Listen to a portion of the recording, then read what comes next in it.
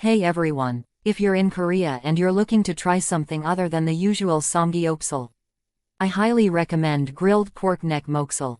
It's a leaner cut with less fat, and one of the best ways to enjoy it is by grilling it with kimchi.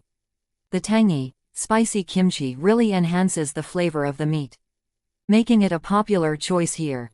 Here are a couple of tips. First, kimchi can burn easily on the grill, so be sure to keep an eye on it and turn it frequently to avoid charring.